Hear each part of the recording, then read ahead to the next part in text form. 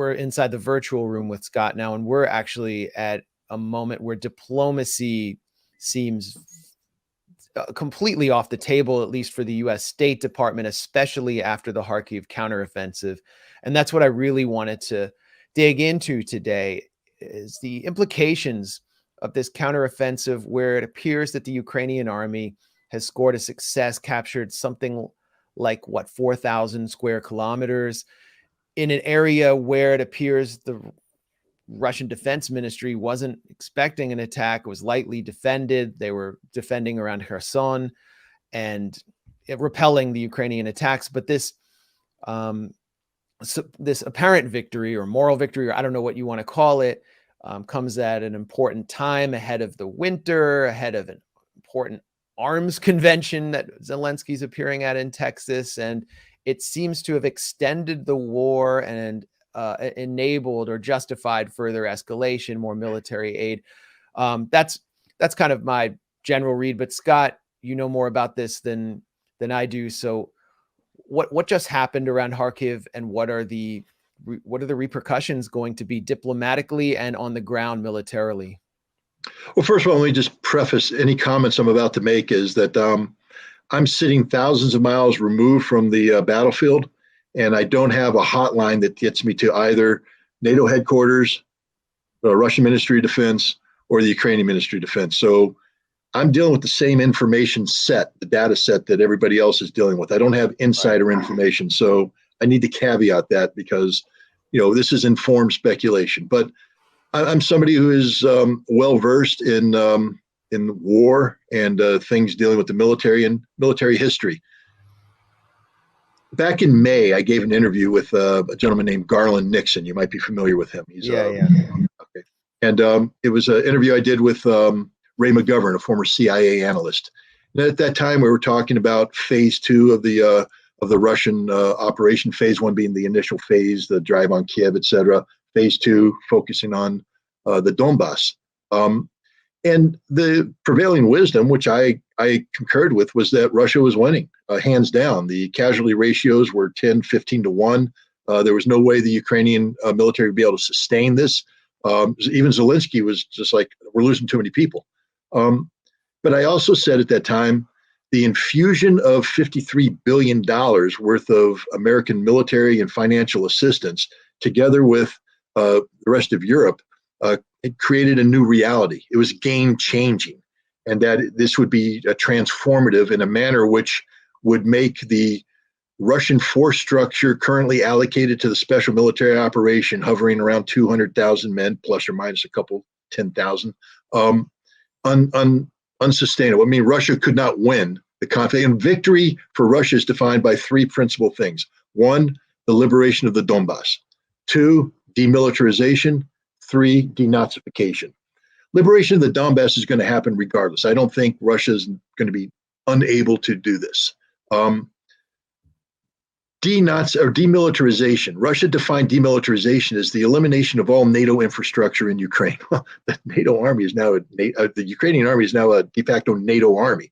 So right. To achieve demilitarization, you're going to have to basically nullify the totality of the Ukrainian military, and 200,000 men wasn't going to be sufficient. That denazification is talking about radical political transformation in Ukraine, independent of government of Zelensky, outlawing these right-wing, right sector, Sloboda, and other ultra-nationalist, neo-Nazi affiliated parties, the eradication of Stepan Bandera and the ideology of ultranationalism from Ukraine. That's denazification. That's not going to happen by just sitting on your butt in the Donbass. It's going to require regime change in Kiev and the Russia being able to impose its will on Western Ukraine, Lvov, etc. Not going to happen with 200,000 troops. And I said this back in May. I got attacked, raked over the coals. I was called a flip-flopper, a switcheroo. I mean, whatever you wanted to call me, I was called.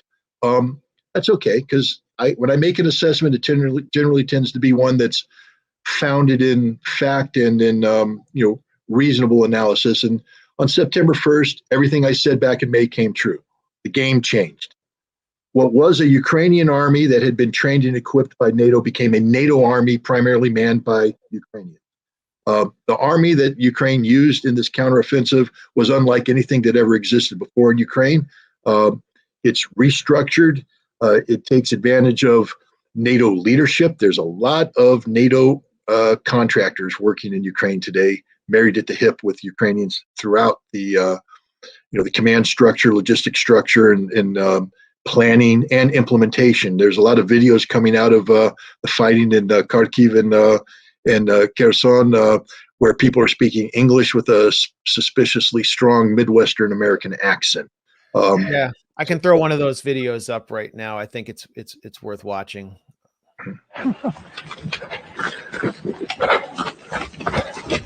Just to illustrate who's doing the fighting. Next up. Hey, they're falling back all the way. Yeah, let's go back. Moving. Hey, Roger that. That sounds Jump. He's so retarded. That was wild. Doesn't sound like a Ukrainian accent to me. Yeah, those are strong Ukrainian accents. I detect. Here's a guy with an American accent laying a mine in Ukraine. So they're, great stuff. Okay, so now, yeah, but these guys are part of what we call the International Legion, and there's several thousand of them. They do not constitute a majority of the forces used by Ukraine, but they've become, when the International Legion was first formed back in when the special military, when the war in Ukraine, I have to be careful because when I use the term special military operation, there's a specific legal and operational reality to it that I understand. But a lot of people hear it and say, "Oh, you're taking a pro-Russian bias by using Russian language." So, with all simplicity, we'll just call it the Russian invasion of Ukraine. So, when Russia invaded Ukraine, the Ukrainians appealed for the creation of a special of this new thing called the International Legion, and thousands of people went there. Most of these people were the wrong people for the job. They were fat. They were didn't have combat experience. They were airsoft experts. Airsoft posing with fake weaponry and all that kind of stuff. They were Malcolm Nance. They were Malcolm Nance. I don't know if you saw Malcolm Nance's newest video where the artillery piece fires in the background and he's acting all tough. Yeah. But he's like, "What goes up must come down." And then I think he used bitches or something like, tough guy, cool guy. But the point is, the International Legion was actually a detriment to the Ukrainians, and they pulled most of it off of the front lines because it was causing more harm than good. The new International Legion is something totally different. This isn't a haphazard thing. This is a concerted effort by the Special Operations Forces and the intelligence services of the United States and other NATO allies to recruit from a manpower pool that has been defined over the course of the several decades of the United States and others doing what's called foreign internal defense, where we go off and we train the militaries in Africa and Central America and South America and elsewhere. And we have developed a database of highly trained military people familiar with Western-style warfare, who the CIA and other activities can draw upon to carry out deniable operations in the world, and they do so. It's not a secret. I mean, they want it to be secret. It's not a secret. And it appears that they've drawn upon this manpower pool to rebuild the International Legion to a very professional force. If you take a look at their tactics, they're outstanding tactics. They have good command and control, good communications. They have weaponry, and they're serving as the shock troops of this new NATO army. This, prior to that, like I said, you call it a NATO army trained and equipped by, or a Ukrainian army trained and equipped by NATO. This is now a NATO army manned by primarily Ukrainians with a lot of foreigners, like we just saw. But this military is far more capable than the previous military. This military uses new tactics, new equipment. It has superior fire control management. It has the benefit of NATO intelligence, NATO command and control. This is a battle plan that was staffed by NATO with all of that entails. And again, the quality of the operation goes up significantly. And this was a strategic plan, one that employed the notions of maneuver warfare. The offense, the counteroffensive opened up against Kherson. The Ukrainians have been telegraphing Kherson for all summer long. A million-man army, march on Kherson, take Crimea. And so the first attack is against Kherson. It's repulsed. But the key thing about what this was a diversionary attack. It has to be believable. In order for it to be diversionary in nature, the enemy has to believe it's real. And so they kept pressing the attack, pressing the attack, pressing the attack, so much that it compelled the Russians to commit their strategic reserve to deal with the threat to Kherson.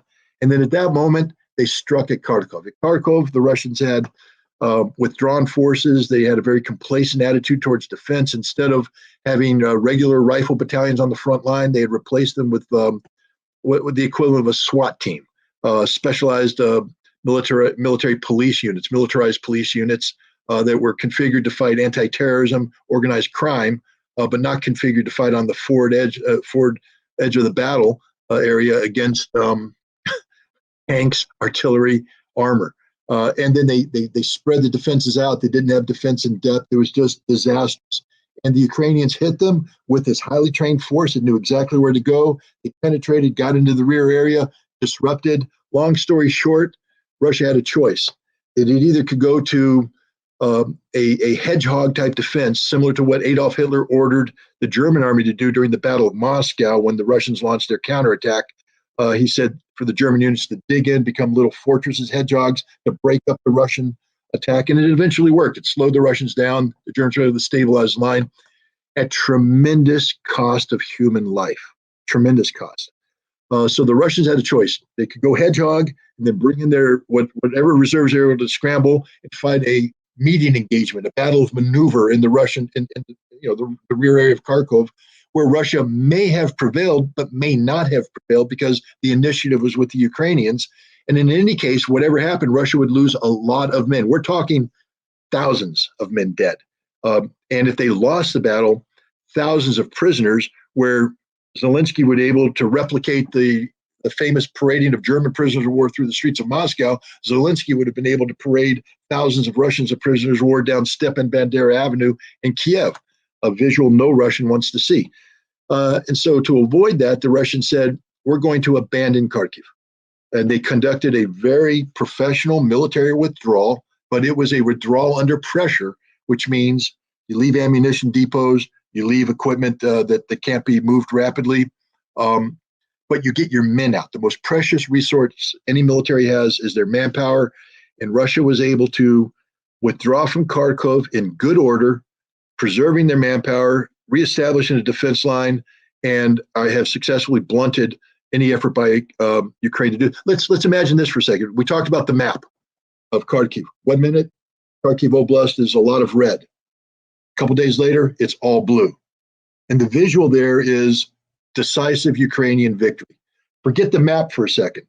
Let me ask you the following question. Hey, Max, Aaron, there was just a big battle in Ukraine over the course of several days. Ukrainians lost around 2,000 to 3,000 dead. The Russians lost about 200 dead. Who won the battle? And the answer, of course, is, well, Russia won.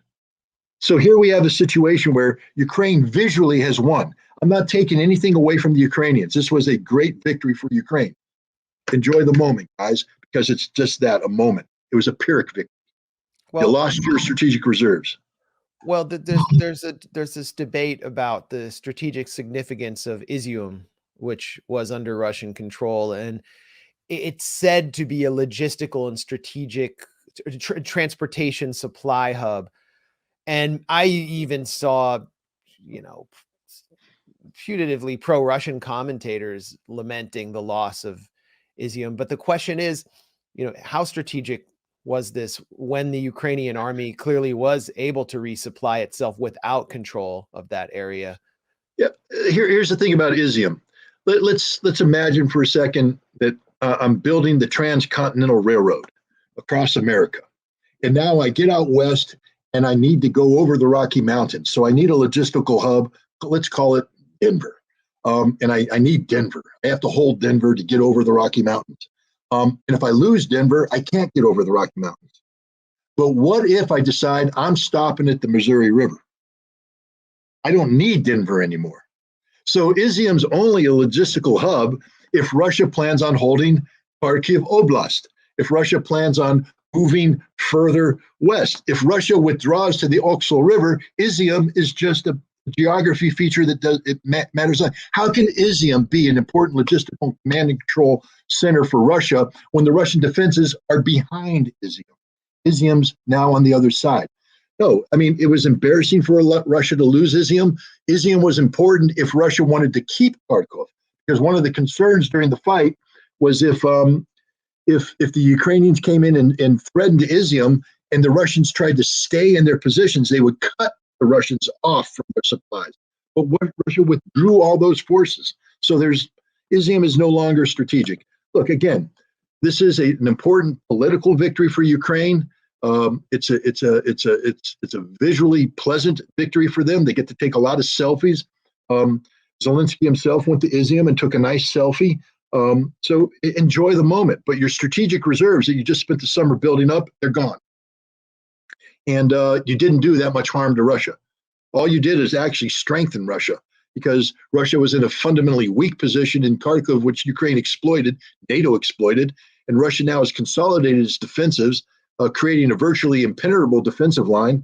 And they've been able to, by shrinking this line, take forces that otherwise would have been dedicated to defense and move them down to the Donbass, where they can participate in the looming offensive operations designed to capture the totality of the Donbass. So I think when the final history of this is done, when the modern day version of John Erickson writes, he's a historian that wrote 2 great books about World War II on the Eastern Front, The Road to Stalingrad, Road to Berlin.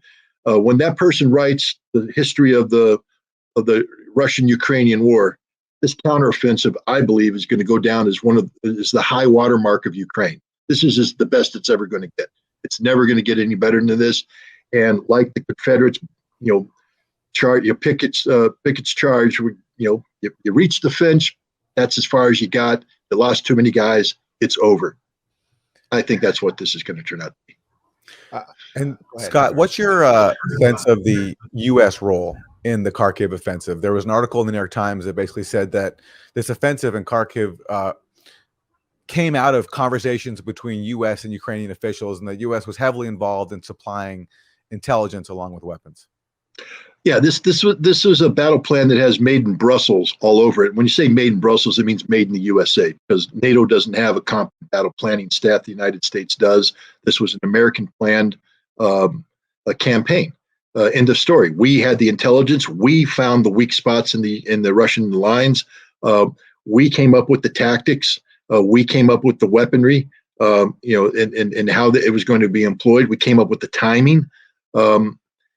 We oversee the communications. Like I said, in addition to those guys, the Ukrainians with the outstanding Midwestern accents running around the battlefield, there's a lot of contract personnel who are at every aspect of the Ukrainian logistical, command and control, operational, organizational structure, joined at the hip with the Ukrainian counterpart, and they have an earpiece in their ear, figuratively speaking, and they receive their communications from the West, and they communicate it. So the United States is the puppet master up there making it work, and that's one of the reasons why this operation worked to the level it did. It worked very well.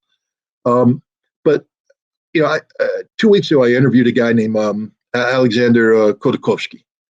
He's the commander of what's known as the Vostok Battalion. It's a Donetsk People's Militia formation. He's very well known, very well regarded.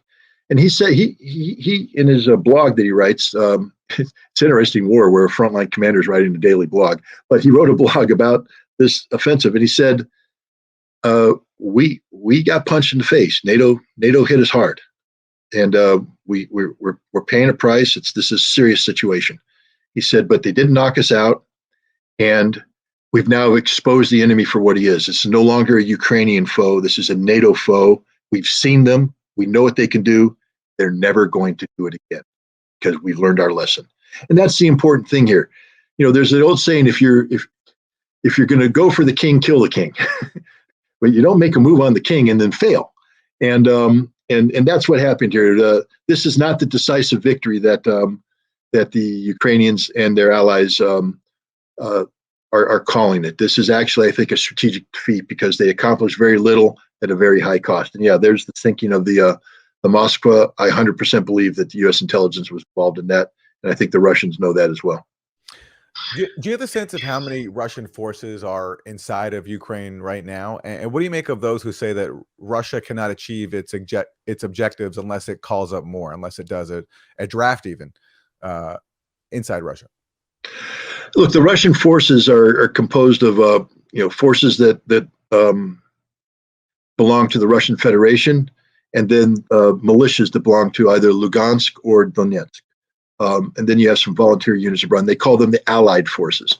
Right now, you're looking at around 230,000 Russian and Allied forces that are fighting there. And the Russian government has put a hard cap on the number of Russians that are going to come in because, I don't want to bore you with too much, but even though Russia has a military of 1.2 million, there are other military commitments that Russia has. They're in Syria. They're engaged in Azerbaijan, Armenia. They have to be prepared to respond to Tajikistan, Kyrgyzstan, which is blowing up right now. They're opposite of the Kuril Islands in the Pacific, where there's a potential conflict with Japan. They're building up forces along the Kola Peninsula and opposite Finland in anticipation of Finland and Sweden becoming NATO members, even though Turkey might block that for a while. They're positioned in Kaliningrad against the Baltic states and Poland. Russia has large-scale commitments. Georgia, some member of parliament in Georgia was just joking about, hey, we're going to have a referendum whether or not to open up a second front. I think that means that Russia has forces allocated to deal with that potential as well. So even though there's 1.2 million, there's not excess forces out there that Russia can strip away and bring down to Ukraine. They've sort of maxed out that number. So if you're going to change the number of people in Ukraine, you're going to have to do a couple things. One, general mobilization. Nobody wants to do general mobilization right now because this war is more than just what's going on in Ukraine. This is a geopolitical struggle between Russia, China, India, and the West. We saw that defined by Putin and Xi on February 4th when they met in Beijing, and they signed that 5,000-word joint statement that said we're rejecting the rules-based international order and we're replacing it with a multipolar law-based international order focused on the United Nations Charter instead of American singularity. So that's their strategic objective. One of the key aspects of this is being able to economically delink from the hegemony of the American dollar. This means they have to struggle to create something called a currency basket that can compete with the dollar when dealing with things such as a large volume trade in energy. The ruble is an important part of this currency basket, and the ruble today is very strong and very stable. General mobilization would undermine the ruble, create inflationary pressures on Russian economy, basically reverse the gains that Russia's been able to make despite economic sanctions. General mobilization creates internal domestic political issues as well. It's basically Russia slitting its own wrist. It's not a good move. So Russia needs to find a different way to generate forces. The president of Chechnya, Kadyrov, when this defeat in Kharkov first manifested itself, he came out and said Russia needs to generally mobilize. He said it's time to take the gloves off. We need to come in hard. And then he was taken and given the briefing. And I don't mean the briefing that says stop talking bad about us or you go out the window. It's the briefing that says this is the bigger picture. The bigger picture is we're in a geopolitical struggle that we're winning right now. We are winning this. We just had a Shanghai Cooperation Organization meeting where the world's coming together. Modi is talking to Putin. Putin's talking to Xi, talking to everybody. Everything's looking good. We can't disrupt this. This winter is only going to strengthen us. As Europe collapses because of the consequences of horrific energy policy, we're going to even get stronger. So what we don't want to do is give away these advantages by committing through a self-destructive act, which what general mobilization would be. And Kadyrov came back and he said, yeah, we're not going to generally mobilize. What we need to do now is create a mechanism to generate volunteer forces, which is a mechanism unique to Russia. Russia's broken down into various districts and stuff, and they have district heads. And the district heads are capable of generating volunteer forces for specific reasons. So Russia would not have to change or alter the legal foundation of what it's doing in Ukraine, which is the special military operations, or specific legalities attached to that. by using this volunteer force generation model, Russia should be able to generate between 85,000 and 200,000 volunteers over the course of the winter to reinforce their forces. Now, why is this important? Because, Aaron, you asked the question, is the force structure currently capable of accomplishing the mission? And the answer is no. One of the things, the reason why this NATO intervention, this new NATO army that's appeared in here is a game changer, is that it's changed the dynamic on the ground. Russia has three objectives that they've stated, and every Russian politician throughout this conflict has said our objectives have never changed. In fact, Peskov just said that yesterday. Our objectives have not changed. What are they? One is to gain control of the newly independent republics of Lugansk and Donetsk, to return that territory to sovereign control of these new independent republics. Two, demilitarization. What does demilitarization mean? It means getting rid of all NATO infrastructure. I think we already talked about this. So they got to destroy the military. Denazification. You can't do that with 200,000 troops. You can't. It's physically impossible. So if you stick with the current force structure, what Russia's going to get is basically what it has now. The Kherson bridgehead protecting the Crimea, a land bridge connecting Kherson with the Donbass and the Russian Federation, and that's it. So what happens is you're going to have a line of demarcation, a militarized line, where Ukraine is going to be able to build up forces, fire artillery rounds in, disrupt civilian life. It's a political defeat for Russia. Even though their military isn't destroyed, Russia loses by not winning. Russia has to win 100%. To achieve its objectives, it has to get all three of these objectives, which requires the strategic defeat of Ukraine. They can't do that with 200,000 troops. Stalemate is a Russian defeat. So to break the stalemate, you need more troops. You're going to need at least double the troops that they have today, and that can only be done through the generation of these volunteer units. So Russia has a challenge ahead of it. It's a significant challenge. It's one I think they're going to be able to meet. But when I said back in May that when you inject $53 billion worth of assistance in arms, and you create strategic depth by opening up NATO to train Ukrainian forces without fear of Russian interdiction, you've changed the reality. And the reality today has changed to the extent that Russia, with their current model, with their current force structure, cannot accomplish the goals that it set out, and therefore would be defeated. Okay, so there's not going to be a general call up, and if there were, and some other fires broke out on Russia's frontiers, which is something NATO is clearly invested in making happen, especially if you believe the pundits here in the Beltway, it would be impossible to redeploy from Ukraine. But at the onset, on February 24th, Putin announced what is now known as the Special Military Operation, the SMO.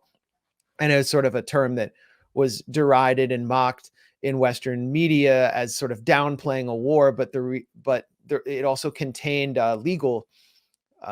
It contained legal meaning that the war would be fought within a certain legal framework that would mean no decapitation of Ukrainian political leadership, no large scale deliberate attacks, massive attacks on Ukrainian infrastructure. And now we've seen, since the Kharkiv counteroffensive and an outbreak of dissent within Moscow, within the Kremlin, within Kremlin-oriented media, the framework is slightly shifting. And there was, correct me if I'm wrong, an attack on the Ukrainian electrical grid. The Russian Ministry of Defense didn't announce it for whatever reason, but this seems to be outside of the legal framework of the SMO. So could Russia's Russia's strategy shift to expand the legal framework and intensify the war into something like what they would announce as an anti-terror operation? Yeah, and also we're seeing Kharkiv being pounded in recent days harder than it has. Kharkiv is going to be pounded and pounded and pounded. Welcome to the new reality, Kharkiv. You don't kick the bear and don't expect the bear to kick back. And what goes around comes around, all that good stuff. And people are going to say the same thing about Russia. Don't invade Ukraine unless you want to counterattack. Welcome to war. Here's the deal. I don't believe that Russia can expand the SMO radically. And what I mean by that is, if you start with the special military operation here, and you have over here general mobilization, which is full-scale war here, what's in the middle? And generally speaking, legally, the next step from SMO, but falls short of general mobilization, would be a status, basically as an anti-terrorism operation. They would be able to do something like that. But here's the danger of that. Ukraine has been demanding that Russia be labeled a state sponsor of terror, and that for invading Ukraine, et cetera. And Russia has basically said, if you do this, we cut off all diplomatic relations. We'll shut down the embassy. We'll kick you out. We're going to have no relations with you whatsoever. We're done with the West. And the Biden administration opposes that designation. But they've come right out and said, we're not going to do that because, history teaches us that when nations stop talking to each other, very soon they're shooting at each other. So we have to keep these diplomatic channels open. We can't afford to go down that route. And so, Russia's made the case that you don't want to label us terrorist organization. So Russia has to be careful about implementing a new legal framework that labels Ukraine as a terrorist organization, because now you've opened up the political floodgates where you could get that designation back put on you, and that's troublesome. So I think politically it's very difficult for Russia to do that in a formal manner. Let's back up for a second. These attacks on the grid, the power grid. A lot of people said, "Oh, great! Russia's finally taken the gloves off. They're coming at hard. This is what they needed to do from the beginning." I have a different take on it. Let me put it this way: I participated in the planning for Operation Desert Storm and helped oversaw the implementation of it. Part of our what we did was a strategic air campaign, and one of the things we did was take out the Iraqi power grid. When we took out the Iraqi power grid, it didn't come on the next day. It was gone. It was finished, kaput, because we destroyed it. Why then, if Russia took out the power grid in eastern Ukraine, did the power come back on in Kharkiv 24 hours later? Now, it went down because the Russians hit it again. But why? Because the Russian targeting wasn't designed to destroy the power grid. Russia knows how to destroy a power grid. They know what they hit that makes it irreversible. Russia hit that which took the power grid down for a specific period of time throughout all of southern Russia. Why? Because the Russian troops were in the midst of a very dangerous, retrograde maneuver to withdraw from Kharkiv under pressure with the Ukrainian offensive forces as they were, and establish on the move a new defensive line. There's a lot of uncertainty. Units didn't have a chance to tie into the left, tie into the right, get the rear end, get the logistics up, et cetera. And so the potential was that the Ukrainians, already having the initiative to come upon this new defensive line and pierce it, and that would cause Russia tremendous problems. So Russia needed to freeze Ukraine. They shut down the power in all of the areas that impacted the battlefield and prevented Ukrainians from continuing reinforcement, maneuver, command and control, everything. They froze the Ukrainians in place to buy time for their troops to establish defensive line. That was the purpose of the strike. This wasn't the gloves coming off, a new phase, hitting infrastructure, et cetera. I think the Ukrainians suffered one civilian casualty in the attack on the electrical infrastructure. So this, you can't say it was a strike against what I would call a strike against the infrastructure, because had I been planning it, power wouldn't be back on in Ukraine. I can guarantee you that. The other thing is they struck a dam, and ask yourself why they struck the dam. Those war criminals. No, they struck the dam in a way that didn't kill anybody, nobody died, but it did flood the city of Kryvyi Rog, which is a critical. Remember, you talked about Izium being a logistics hub and command and control hub for the Russians in Kharkov. Kryvyi Rog's the same thing for the Ukrainians trying to attack in the vicinity of Zaporizhia. Very important. It's also politically, it's the hometown of Zelensky, but I don't think that's why they did this. But they flooded it. They blew the dam and it flooded the city, which means nobody's moving in the city right now. They froze it in place. But more importantly, they unleashed water down a river that NATO and the Ukrainians had been planing bridges across. And there was multiple layers of bridges down the river that were being used to sustain a Ukrainian force that was getting ready to attack the Russians, the Russian defense. by breaking the dam, the river flood swept away all these bridges. Now that Ukrainian force on the wrong side of the river is trapped, and they're being slaughtered as we speak. It was a tactical move. And again, I think when the history of this war is written, these two strikes, the strike against the electrical grid and the strike against the dam, are going to go down as just masterpieces of military art because they stabilized an inherently unstable situation and allowed Russia to regain control of the overall battlefield by building a solid defense. And that defense right now is repelling everything the Ukrainians are throwing at it. The Ukrainians are exhausting themselves with futile attacks that are just costing them thousands of lives, and all the equipment that they had acquired over the summertime, it's gone. Scott, correct me if I'm wrong, but did Ukraine recently knock out the grid in Belgorod, that Russian town close to the border? Or do I have that wrong? What I heard is they knocked out the grid in Donetsk. They attacked an electrical substation in Belgorod, so they are attacking Russian infrastructure inside Russia. But the only actual loss of power that I heard of was in the city of Donetsk, which is in the Donetsk People's Republic, that newly independent republic that only Russia recognizes. Okay, so let me read to you from today's Washington Post. There's a headline that says, U.S. expects months of intense fighting in Ukraine-Russia war. And the first sentence is, despite Ukrainian forces' startling gains in the war against Russia, the Biden administration anticipates months of intense fighting with wins and losses for each side, spurring U.S. plans for an open-ended campaign with no prospect for a negotiated end in sight. That's from the Washington Post, and relaying the picture as laid out by U.S. officials that the Post spoke to.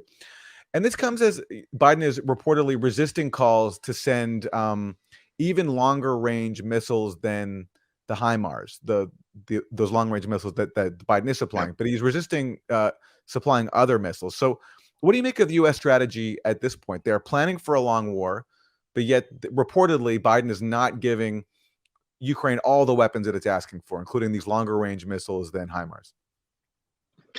Back in December of last year, Russia put forward these their plans for a new European security framework, these draft treaties. One went to the U.S., one went to NATO. And while the U.S. were dismissive of it, Biden did call Putin on the phone and said, hey, what's your real concerns here? And one of the things that Putin said is, one of our absolute red lines is if you provide Ukraine with long-range missiles, that we can't, it's an existential threat to us if Ukraine has long-range missiles that, if brought up close to the Ukrainian-Russian border, can reach deep into the Russian rear and maybe even threaten the Kerch Bridge that connects Crimea with southern Russia. And Biden said, I promise you we'll never do that. We'll never do that. Russia just came out, I think yesterday, and said, if you do provide ATACMS missiles, so that's what it is. It's basically just a missile that works with the HIMARS system called the ATACMS, a 300-kilometer range. If you provide that, then you become a direct participant in the conflict, and we will act accordingly. And what I take that to mean isn't that they're going to fire nuclear weapons against Washington, D.C., but I think they're going to basically take out Ramstein Air Base, which is right now the command and control hub for U.S. NATO interface with Ukraine about weapons supplies. It's where the American planes land. Pardon? In Germany. Yeah. They'll take that right out. They'll take out all the infrastructure that relates to the logistical sustainability of ATACMS as it lands in Germany and makes its way to Ukraine. So they're going to strike Germany. They're going to strike Poland. They'll use the Kinzhal missiles and others, which there's no defense against. This will be devastating. It will kill hundreds, if not thousands, of Americans, and it will force America to either acknowledge defeat or respond in kind. And now we have this vicious cycle that leads ultimately to the end of the world because all the nuclear weapons fly. The United States knows this. This is why the Biden administration came back and said, we're not providing ATACMS, because it is literally the trigger that will end the world. And Ukraine's screaming, please help us, give us the ATACMS. They're not going to get the ATACMS, not from the United States. So there's that aspect. Now, to the Washington Post article, it's not a bad article, except one thing. I mean, let's take the writing apart for recognizing that war is cyclical in nature. I mean, it's a cycle. For someone to say wins and losses on both sides, I mean, a 3-year-old could have written that. There's no special insight here, guys. A war is cyclical in nature. You go through World War II. The Americans versus the Germans. We won, but from the moment we landed in Normandy till the moment the war stopped, it was cyclical in nature. We lost some, we won some, etc. Same thing happened in the Eastern Front. So it's an absurd statement to begin with. It's going to last for months. I just told you that Russia needs to build up new forces of around 150 to 200,000 volunteers. It requires 4 months, 5 months to train them. So at a minimum, Russia's, this war is going to be extended at least 4 to 5 months while Russia builds the forces necessary to accomplish the mission. Then it's going to take Russia about 5 more months to finish the job. So that's 10 months. So, hey, rocket scientists in the Washington Post and it's going to take about 10 months more for Russia to finish this conflict. So that's a knowable too. We know the American goal isn't that Ukraine's going to win this war. The American goal is to create a permanent stalemate that bleeds Russia dry. And so they believe that they're on the verge of accomplishing that. I believe the exact opposite. As I said, I believe the Kharkov offensive will go down in the history of this conflict as the high water mark. It's the equivalent of Pickett's charge. The Ukrainians aren't going to get any better than this. The war is going to basically be ground. The Russians are going to grind their way through, recapture the Donbass, probably take Odessa, come back and take Kharkiv, and they're going to accomplish the goals of the special military operation, which is the total destruction of the Ukrainian military and the denazification of the Ukrainian political system. And there's nothing NATO or the United States can do to stop it if Russia is able to get the force structure necessary to accomplish that. Why do I have this confidence? Because, frankly speaking, Russia has already destroyed the Ukrainian army. The Ukrainian army has been defeated. It was defeated in May, June, July of this year. They lost all of their equipment. They lost over 250,000 men, and they were fundamentally destroyed. The only thing that has saved Ukraine right now is $53 billion and the courage of Ukrainian territorial forces, untrained reservists who were mobilized, many of them against their own will, who were thrown in literal human waves into the front line, sacrificing their body to buy time for NATO to bring this new Ukrainian military into gear. Russia won the war. Russia defeated Ukraine. That was phase 2. We're in phase 3 now. This is Russia against NATO. And so, it's going to take some time for Russia to acquire the means necessary to defeat NATO. This is a NATO army. Nobody should be mistaken about that. It's actually the most capable NATO army. I'll put another challenge out there. The 30 to 50,000 NATO troops that were deployed against Russia in this recent counteroffensive, if you put them up against the equivalent size German army, they'd wipe them out. You put them up against the French army, the French would be in full retreat. The Italian army wouldn't give in on the battlefield. They're that good. They're combat hardened. They're capable, etc. NATO doesn't have a military force with the exception of the United States and maybe the British, but the British can't sustain anything. They have the shrinking, it's the Benjamin Button of militaries. It's just going away. This Ukrainian force was pretty damn good. We have to, as much as I think Russia's going to win, I never want for 1 second to take away from the courage and dedication of the Ukrainian fighting man. I mean, it's just modern war is horrific, and these guys are out there doing the job. They're paying the price, and you got to at least give them a tip of the hat. The same thing with the Russians. We can sit here and, we don't like Putin, we don't like this. At least admire the courage of the Russian fighting men. That police battalion, the SWAT team that was at the front edge of this battle, by any extent of the imagination, they should have been annihilated because SWAT teams aren't built to take on tanks. If they wanted to live, they should have retreated, as any reasonable person would have done when they saw the tanks coming. They would have run. What did they do? They held their ground. They fought. They fought hard. They didn't surrender. They didn't yield.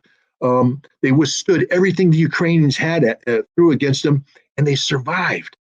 Eventually, the Russians sent in reinforcements who attacked through the Ukrainians, got these SWAT team, and pulled them out with no casualties. I mean, they lost some wounded, but no dead. They killed hundreds of Ukrainians. This is the kind of stuff you make movies about. This is the kind, if these were Americans, there'd already be 426 book deals. Hollywood would already be dropping millions of dollars for movie rights because this would be a story that would make Saving Private Ryan pale in comparison. It's that kind of heroism. That's what's going on in Ukraine right now. And that's the tragedy of this conflict.